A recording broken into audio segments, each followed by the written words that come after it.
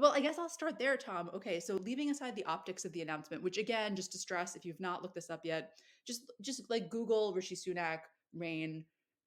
You're welcome. Come back. Okay, so now that you're back, Tom, why did he pick July 4th? Because we had spoken previously, and basically our guess was that he was going to wait for as long as possible to call this election in the hope that maybe something would turn around and the Tories' fortunes would change. And so why July 4th?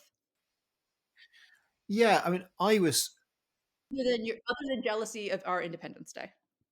Yeah, well, there's that, and we want to upstage the US as we always do, just by doing something else.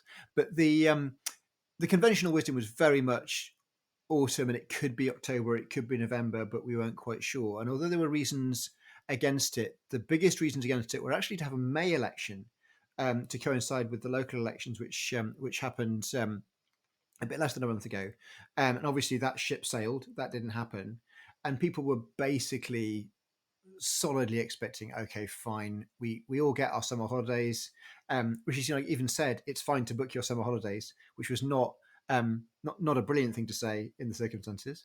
Although by the time it's all over, he might well have time to have a summer holiday and not worry about the great affairs of state anymore. Um, Yeah, he meant himself. He was. yeah, exactly. Yeah, so he's got something booked. We don't quite know where he's going, but it probably won't be Downing Street on current polls. Um, the basic argument for going now is quite a negative one, and it's that things aren't going to get any better. The reason for hanging on was that we were hoping there might be some better economic news.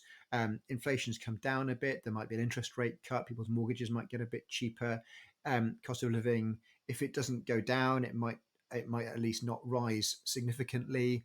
There might be other sorts of things that could lead to a feel good factor, and that just looked increasingly like it wasn't going to happen. And the stories that are coming out of Downing Street are that was the main thinking, that there was no real benefit to hanging on anymore.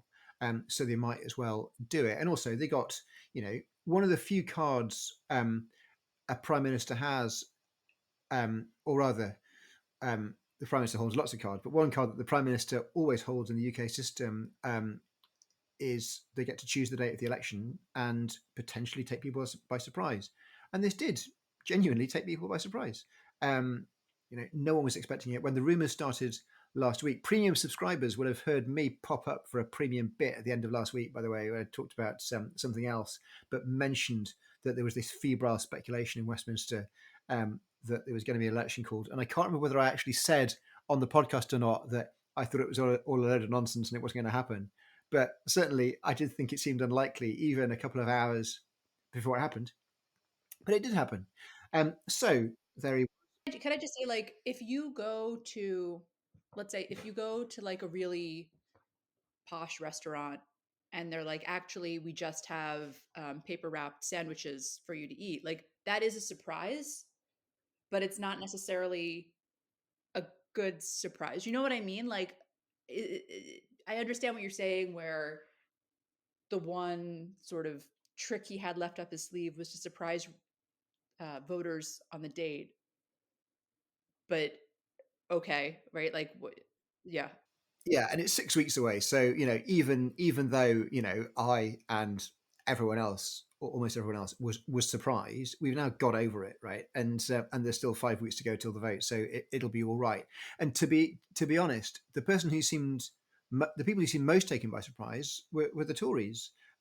Both a lot of their own MPs being really shocked, people in the cabinet letting it be known that they were against it. There's been briefings about particular cabinet members who spoke out in cabinet and said, "We don't think this is a very good idea, Prime Minister," but he'd already made a decision and he'd already gone to ask the King about it, so it was all too late. Um, the He was taken by surprise by the weather, as you say. He went out and stood in Downing Street in a downpour. So there are two things going on there. One is it was raining, and the optics of being absolutely drenched are not great for a man in a suit who's trying to look authoritative. But at the same time, if you look at the full, don't just Google the pictures. Google the TV footage.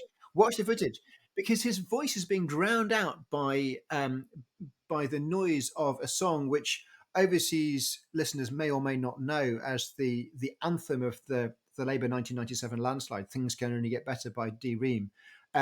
which was being played by a man who has been standing there with speakers on the sort of crossroads um, outside Downing Street by the Houses of Parliament, has been standing there playing very loud music for years, in a way that is quite annoying to the people who work in that area, irrespective of their politics. But it is predictable that he makes a lot of noise at big moments, and he chose the sound that would be most embarrassing to the Prime Minister, which was his opponent's theme song, and played it so that the Prime Minister got drowned out. And it was nothing to do with the Labour Party, actually. It was just this anti Brexit campaigner who's been there forever. Um, but just the optics of the whole thing were absolutely astonishing. And it meant that when the Labour leader, Keir Starmer, responded a couple of hours later and gave his, let's have an election campaign, we're going to fight for every seat, blah, blah, blah. I can't remember what he said. It doesn't matter what he said. What the point was that he was indoors and he wasn't wet.